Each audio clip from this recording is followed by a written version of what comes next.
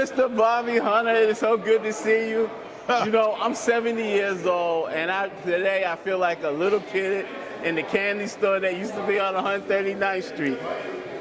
And today was such a momentous day here at the 2022 Real Harlem Basketball Hall of Fame.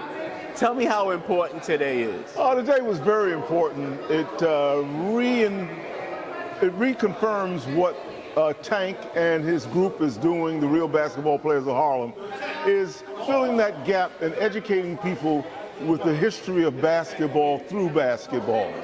And most of all, they're showing something very important of the mentorship which has helped them, which will help others, and which needs to be repetitionally done. As oddly enough, being here at Salem was very emotional because I played for Salem. I know you did. And across the street was the children's center I went to at 3 years old. And then around the corner was the old Rucker. And then if you went down the block, you'd be in my block at my house, 55 West 129th Street. So I can't begin to tell you how emotionally this whole thing was. And then you walk one more block to 128th Street, and there's PS 68. So what a great time that we've had in this area growing up. Kids are being cheated now. All we had to do was go downstairs at 8 o'clock, and you couldn't cross the street, and you could stay to 8 at night. And then one day, as in the video I made, somebody stole the laundry. Who would steal the laundry? Then we know we were targeted. Dope was in our area, and we had been under a new drug law which dragged the community away.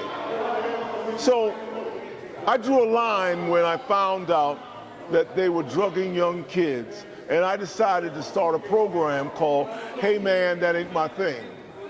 And nationally, we're fighting drugs, especially the one called Flocka.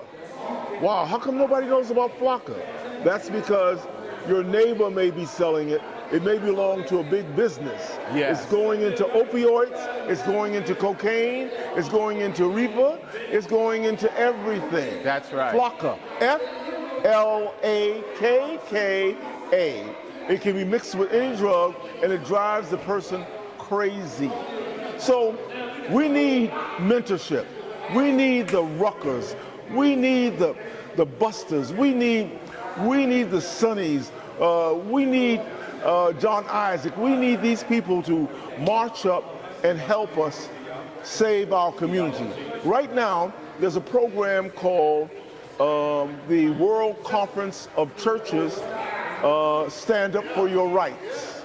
And Stand Up for Your Rights means to help redevelop your community, both in buying from your neighbor and help saving your neighbor.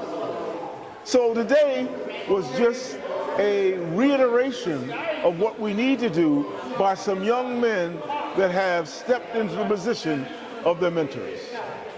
Talk a little bit about tomorrow. There'll be a series of games. There's a series of games And tomorrow. I want you to talk about that. There's a series of games tomorrow at Millbank, and Millbank is, the legendary Millbank. Legendary punishment. You have to play hard place. But along with the games, and then it's the Philadelphia-New York All-Star game all over again. Right. And that caused a great relationship between Philadelphia and New York. Well, sort of like Sunny Hill versus Rucker. Yeah, Sunny Hill versus Rucker. That's exactly what I would say. And the relationship between Philadelphia and New York has lasted till now. Matter of fact, I'm one of the few, the only Harlem night that played in the Rucker and in the Baker League. Incredible. But more important, Philadelphia is fighting something called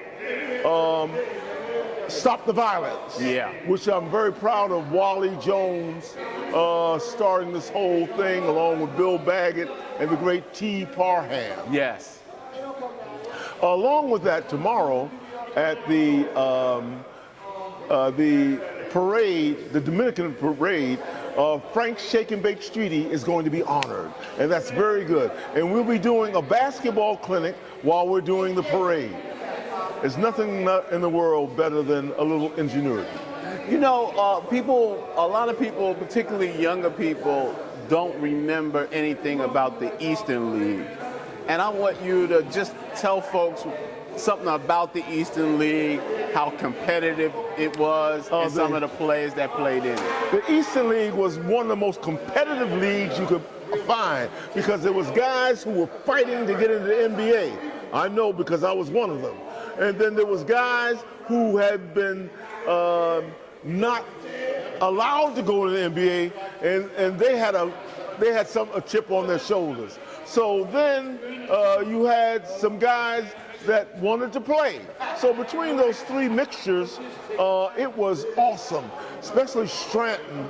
Stratton was something else, and Wilkes-Barre, yes. They were really something. And then there was other places, Atlantic City, Yorktown, Hazleton.